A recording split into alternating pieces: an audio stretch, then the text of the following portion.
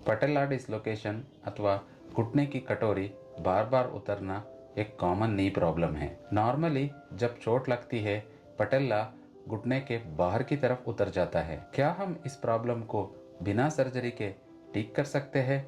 दोस्तों, मैं doctor Nagendra Prasad, sports injury and arthroscopic surgeon. आज हम बात करेंगे पटेला डिसलोकेशन बिना सर्जरी के ठीक हो सकता है या नहीं। अगर सर्जरी की जरूरत पड़े तो किन कंडीशंस में सर्जरी करानी होगी। कंप्लीट इंफॉर्मेशन के लिए वीडियो अंत तक जरूर देखिए और हमारा चैनल को सब्सक्राइब कीजिए।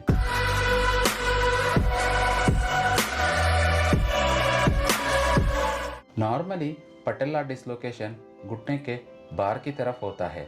इसको हम लैटरल पटेलर डिसलोकेशन बोलते हैं। अगर आपका पटेला डिसलोकेशन हुआ है तो ये एक इमरजेंसी कंडीशन है। तुरंत एक ऑर्थोपेडिक सर्जन के मदद से पटेला को वापस बिठाना चाहिए। कुछ लोग इसको वापस बिठाने के लिए पहलवान के पास चले जाते हैं। ये रिकमेंडेड नहीं है क्योंकि ज़्यादा खींचातानी करने से ये प्रॉब्लम और भी बढ़ सकती है और कभी कभी पटेला फ्रैक्चर भी हो सकता है। इसलिए डिसीजन लेने से पहले इन सब चीज़ों को ध्यान में रखना चाहिए। किसी चोट के वजह से पहली बार पटेला डिसलोकेशन हुआ है तो डरने की कोई ज़रूरत नहीं है क्योंकि पटेला डिसलोकेशन के बाद हर बार सर्जरी की ज़रूरत नहीं होती है। इंजरी के तुरंत बाद रेस्ट और आइसिंग करना चाहिए।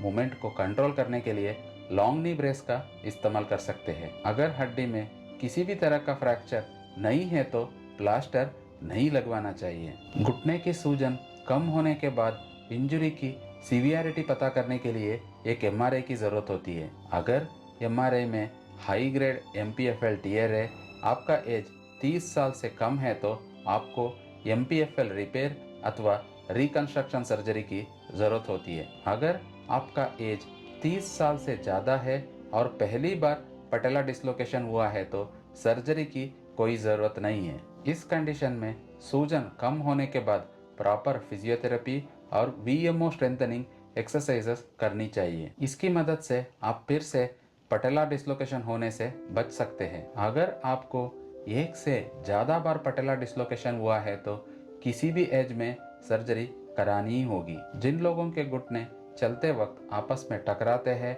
और बचपन से हड्डी में टेढ़ापन है, उन लोगों में एमपीएफएल सर्जरी के साथ इसको भी सही करना चाहिए। आखिरी में एक इम्पॉर्टेंट बात है, सब लोगों का पटेला डिसलोकेशन एक जैसे नहीं होता है, इसलिए इलाज से पहले बहुत सारे बातों को ध्यान में रखना चाहिए। हमेशा एक स्पोर्ट्स इंजरी स्पेशलिस्ट का ओपिनियन लेना बहुत ही ज़रूरी है। अगर आप भी पटेला डिसलोकेशन से परेशान हैं तो नीचे दिए हुए नंबर पर अपना एमआरआई व्हाट्सएप करके फ्री एक्सपर्ट ओपिनियन ले सकते हैं।